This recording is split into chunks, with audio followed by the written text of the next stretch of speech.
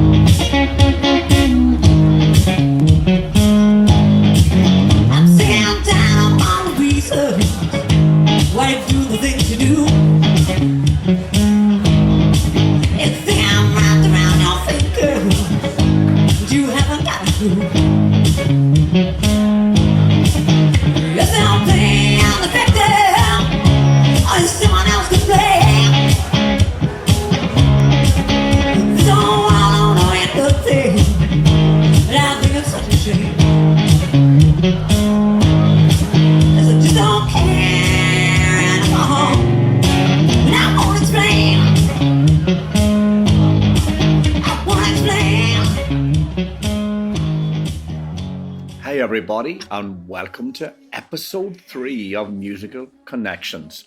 And we're nothing if not varied, because this time we're going to have someone that normally plays in Australia, but right here, right now, she's in the Westenra Arms Hotel in Monaghan. Jessey Jackson, you are very welcome to Musical Connections. Hello, Gerry.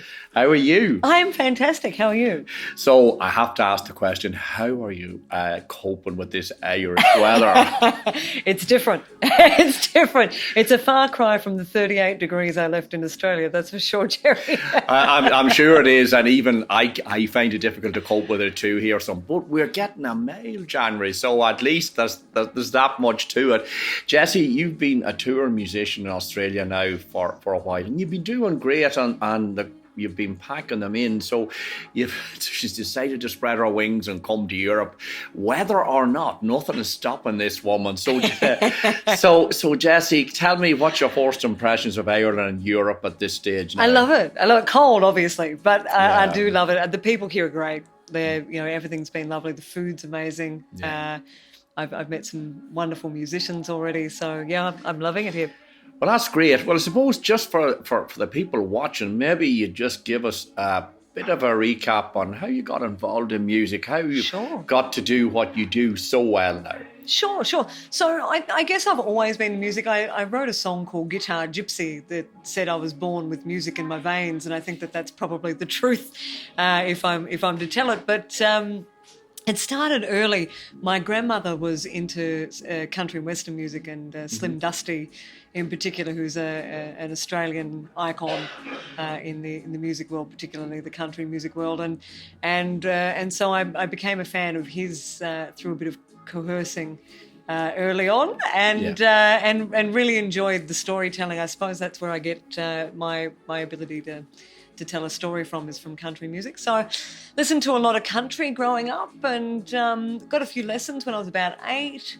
I remember, we used to move around a lot, and I remember being in a school in South Australia, and, I took my guitar to school with me, and at lunchtime I'd walk around singing songs and had a little group following me, around the schoolyard. So that's probably where it started, was my grandmother, and sort of learning to play when I was young, and played with my guitar teacher at Tamworth Country Music Festival when I was about 8 or 9, and did a talent quest at the Tamworth Country Music Festival, and sort of went from there. It wasn't sort of until much later in life that I became more professional.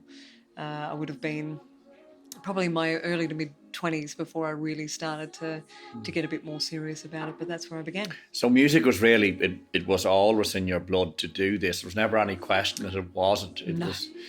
And, you know, having been a fan of Jessey's and watched her, you know, doing her live performance, and do check out her website, because it has lots of stuff on it there, including links to all the stuff you have album-wise on Spotify and stuff.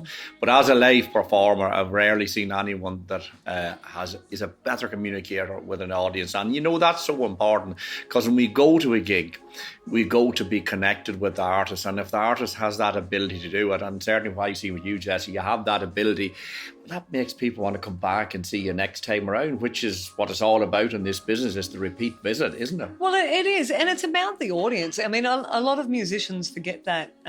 We're a sensitive and egotistical bunch, and we like to think that it's about us, but it's not. It's about entertaining an audience. And so, you know, if you give of yourself and you're honest and authentic about who you are and what you do with your audience, then they do tend to come back. Yeah. Or at least that's what I found. And you do a lot of original material too, Jessey. And tell me something, the songwriting process, you know, everyone has a different way of doing things. Is it something that comes easy? Do you just say, I want to write a song now, the inspiration comes and you write it? Or how does that happen for you? I wish it was that easy, Gerry. Sometimes it is. I've been known to write songs in 5 minutes flat. But I've also been known to kick around an idea for 2 or 3 years. There seems to be a muse that sort of kicks in and kicks out. You know, one day I might write 3 or 4 songs, and I might not write another thing for 8 or 9 months. So I can't tell you where it comes from. A lot of my inspiration comes from my own experiences living life, and also from the experiences of watching other people live. I've got songs that I've written about homeless people, and songs that I've written about the world at large and things that are happening in the world at the time. So I think it takes something to inspire me, and then I run with it. And sometimes it's something as simple as a word. I had a friend say to me once that there's no future to be found in history, and I wrote an entire song called The Storm just based on those words alone. So, you know, it sort of comes and it goes. But and as far as the process is concerned, I'm not sure that I really have one. Sometimes the music comes first, sometimes the lyrics.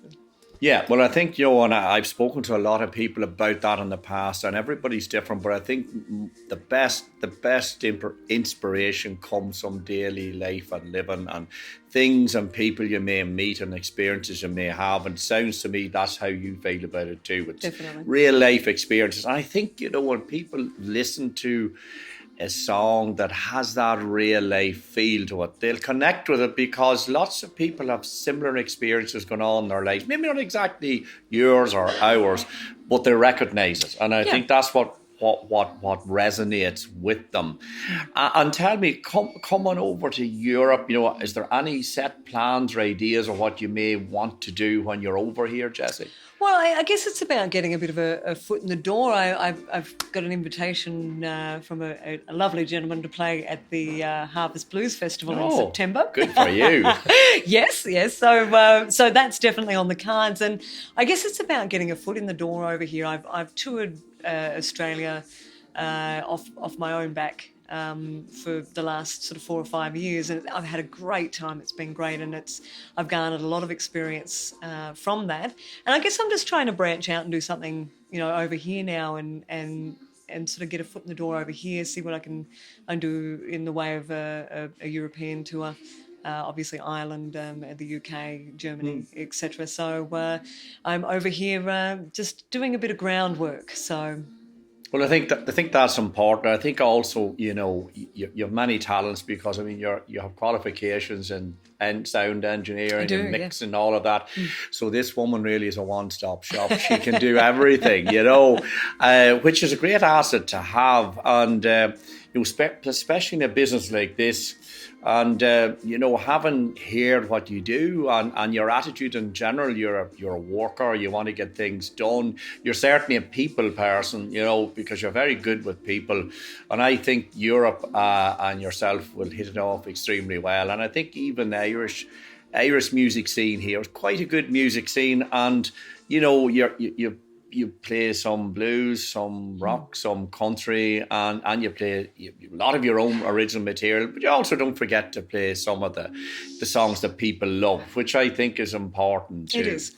And naturally, we're going to have a couple of clips on at the end of the conversation here, just to let people see what you do. And certainly, I if you have anything else now to add to this, please let me know. Well, I guess there's a few things. There's a few things in the pipeline. I do have another album in the pipe work. Brilliant. I do, yeah. So another 12 or 13 tracks ready to go. So I am looking to put together a band, whether it be here in Europe or back over in Australia. Time will tell, and get that together and record it, and then hopefully be touring that come September in Europe. So that's probably my biggest project at the moment, is getting that underway as well. So, well, I think, timing is everything, Jessey. And I think just at this point in time, we've been through an awful lot with COVID. Music has been something that's been missing big time in our lives, and it's something we really need. It's our spiritual food, really, because it helps to balance us, keep us happy, fulfilled. And someone like yourself coming along now, I think it's a great time. And you have new music in the pipeline. I think there's lots to be positive about, and I certainly wish you every success now in the future. And I think that's a given. And I want to thank you for doing the interview with us here on Musical Connections. And as I say, at the end of this clip now, if you want to have a look at what Jessey does, we're going to have a couple of clips up that you can have a look at, and check out our website, Jessey Jackson.com. Yeah, so it's Jessey Jackson.com. And you can check it all out there. Jessey, again, thanks so much. Thank you for having me, Gerry. It's been really a pleasure. Thank you so very much. Thank you. Thank you. Ooh, yeah. Yeah. Ooh, yeah.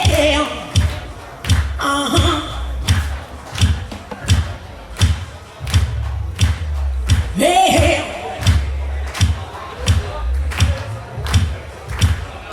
Ooh, yeah. Oh, Lord, won't you buy me a Mercedes Benz? My friends don't drive Porsches, I must make amends. I work hard all my lifetime, no help from my friends. So, Lord, won't you buy me a Mercedes Benz? Oh, Lord, won't you buy me a color TV? Darling from Thailand is trying to find me. While wait for delivery, it's down till 3. So, Lord, won't you buy me a color TV? Oh, Lord, won't you buy me a dial time? I'm counting on you, Lord. Please don't let me down. Proof that you love me, I'm bound for this round. So, Lord, won't you buy me a night on the town? See if you know it. Oh, Lord, won't you buy me a Mercedes Benz? My friends all drive Porsches, I must make amends. I work hard all my lifetime, no help from my friends.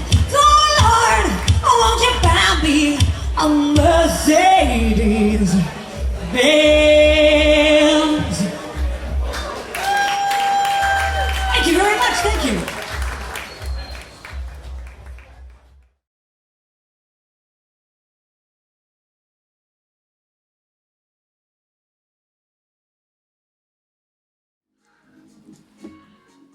That's us done. All right. Yeah, I'm happy. You happy? Yeah. Brilliant.